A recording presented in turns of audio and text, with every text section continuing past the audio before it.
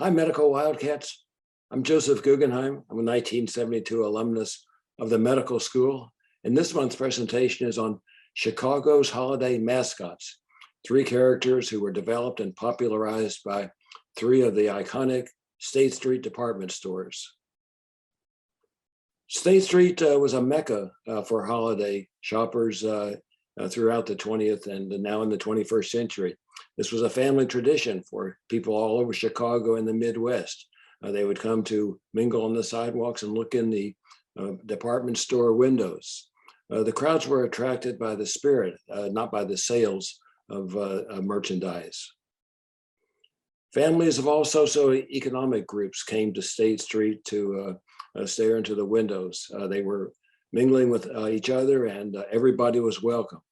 It was a reason to be outdoors, whether it was a crystal clear, crisp, cool day in mid-December, or whether the snow was falling, bouncing off your nose. The first department store in my presentation is Wieboldts. William Wieboldt, the founder, immigrated from Germany at age 14, 2 months before the Great Chicago Fire. His first store was not on State Street, but he founded it in 1883 at the intersection of Milwaukee Avenue and Paulina. He bought the Mandel Brothers store on 1 State Street in 1961 and moved his flagship store to State Street. This building is still standing. It has shops and a hotel in it. Wieboldt was known for their unpretentious merchandise, multilingual staff to appeal to the many ethnic groups in Chicago. And they also gave away S&H green stamps, which you collected with each purchase, and then you could redeem them for merchandise, also at Wieboldt's.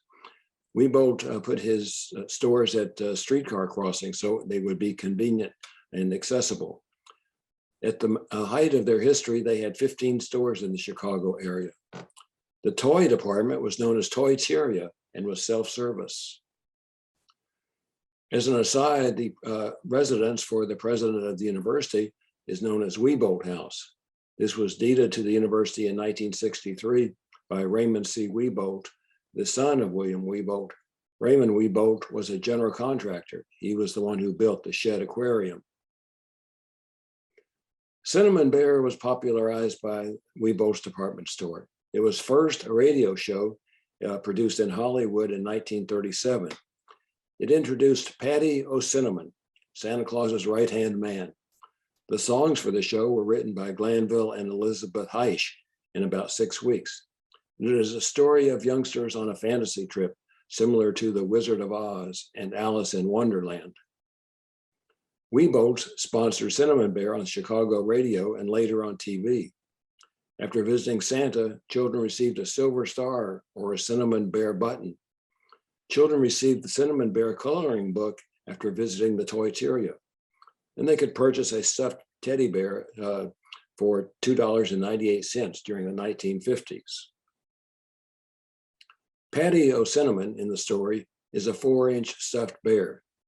He helps the twins, Jimmy and Judy Barton, search for the silver star that has sat atop their Christmas tree for years in the attic. They are searching for the star and they find a 4-inch bear. Jimmy notices that the bear moves. Patty helps the twins pursue the crazy quilt dragon in Maybeland.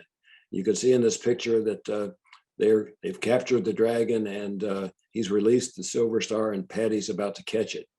Patty degrew the children so they could fit through a hole in the attic. And together on their adventures, they encounter a singing tree, a root beer ocean, an icicle forest, and a river of mud. The show was originally sponsored by Lipman Wolf and Company, a department store chain, which was bought out by Frederick and Nelson. The popular chocolate mints at Marshall Field, Frango mints, got their name from Frederick and Nelson. With the advent of television, Wiebold sponsored Cinnamon Bear puppet shows on WBGN television with the original radio soundtrack. The radio series continues in certain markets now in the Pacific Northwest. Rudolph the Red-Nosed Reindeer, was created by Robert May in 1939. It is the story of an underdog red-nosed reindeer ostracized by others, in a similar vein as The Ugly Duckling, Cinderella, and Ferdinand the Bull. It is a children's story about overcoming adversity and earning respect in an adult world. The author of Rudolph was Robert May. He describes himself as a diminutive, shy, and unathletic child. He went on to become a Phi Beta Kappa magna cum laude graduate of Dartmouth. He lived in Skokie. His job was he was a copywriter for Montgomery Ward's. He became famous for his limericks, parodies, and catchy jingles. Montgomery Ward wanted to print their own Christmas story in 1939, 2 years after Cinnamon Bear. The story started on a January day with a foggy day over Lake Michigan, according to the story. This was about almost a year before the Christmas season. It is doubtful that Mr. May could see Lake Michigan from his office. By 1939, Montgomery Ward had moved from a high-rise on Michigan Avenue to a building which included their warehouse on the north side of Chicago River, which is now in the River North area. So he probably could not see any fog over Lake Michigan. 1939 started out as a bad year for Mr. May. His wife died, and he decided he would write a Christmas story. He was going to make it about deer because his 4-year-old daughter, Barbara, loved the deer at the Lincoln Park Zoo. He decided to give the deer a red nose, and for alliteration, he was trying to think of a name that started with R. He finally settled on Rudolph.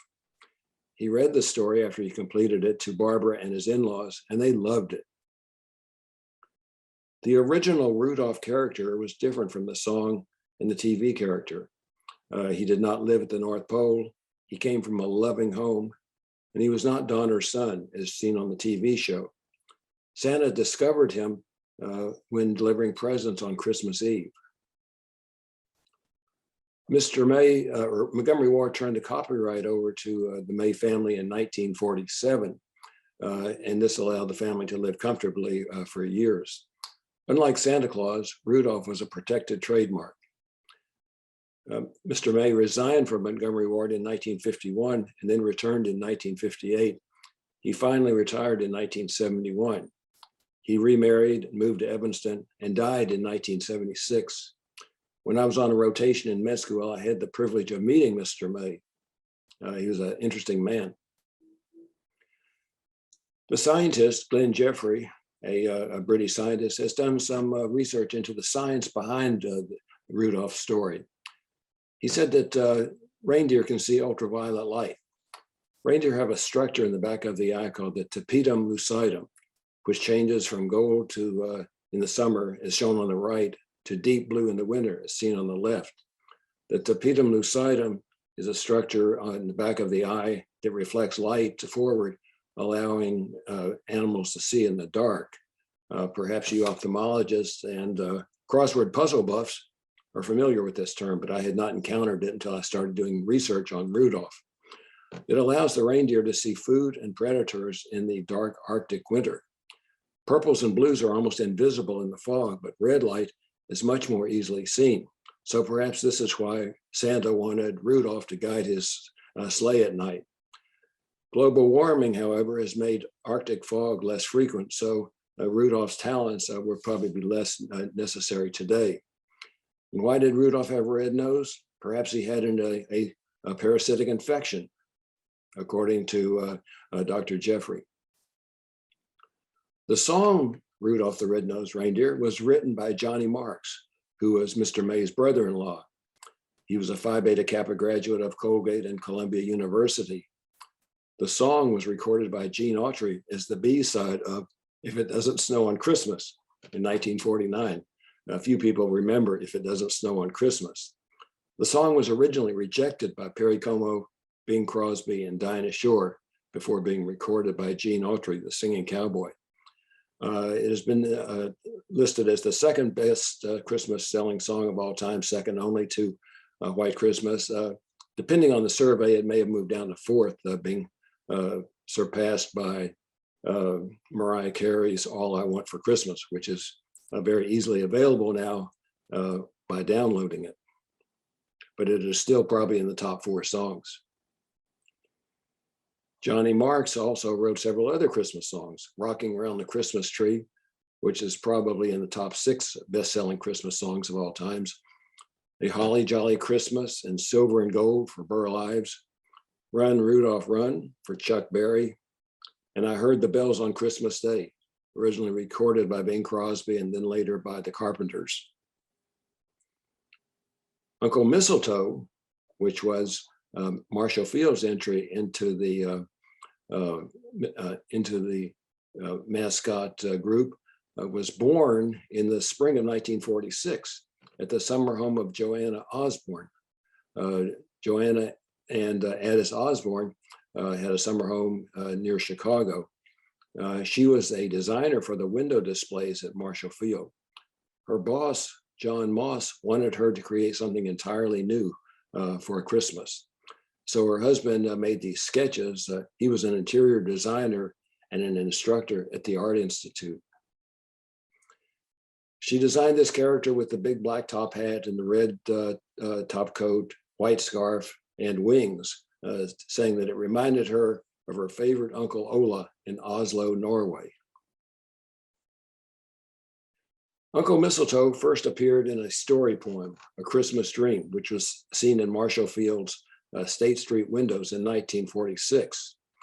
Uncle Mistletoe in the story visits Jim Jam and Joanne in a dream through their window on Christmas Eve.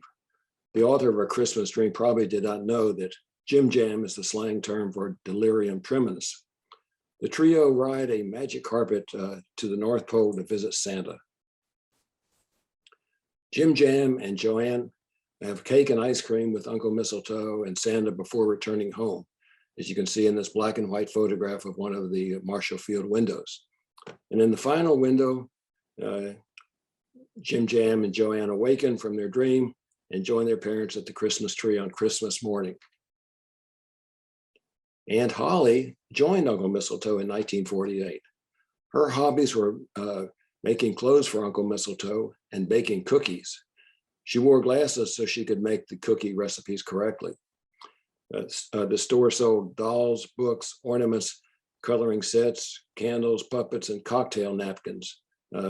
Somebody please tell me why children need cocktail napkins. Uncle Mistletoe did not compete with Santa. He only helped Santa Claus. Uncle Mistletoe stressed the importance of kindness at Christmas and all year long, and he reported back to Santa on kind boys and girls everywhere. He appeared in this golden book, which is still available on eBay. He was on the top of the great tree in Marshall Field for many years. He had his own seasonal TV show for 5 seasons on WENR. It was discontinued in 1952. So what happened to these mascots? Well, Cinnamon Bear was born in 1937, and he still lives in the Pacific Northwest in a few markets, and he continues at Christmas time after 84 years. There really is such as a cinnamon bear. It is a variety of the American black bear, seen in this picture here. The life expectancy of a cinnamon bear is up to 20 years. So cinnamon bear has done very well at 84 years. The parents, Wieboldt, however, closed in 1987 due to bankruptcy. Now, what happened to Uncle Mistletoe? Well, he was born in 1946, and he died in 2006 at age 60 when Macy's bought out Marshall Fields. A white male born in 1946 had a life expectancy of 66, so he didn't do very well, living to only 60. And what about Aunt Holly? Well, she did even worse. She was born in 1948 and died in 2006 at age 58 when Macy's bought Marshall Field. A white female born in 1948 had a life expectancy of 72 years, so she didn't fare very well.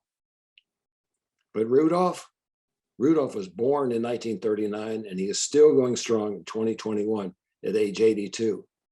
The life expectancy of a reindeer is about 18 years, so he has done very well. However, the parent store, Montgomery Ward, closed their last retail store in 2001. Well, I wish everyone happy holidays.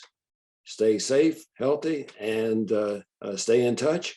And I look forward to getting together again virtually with everyone next month. Thank you.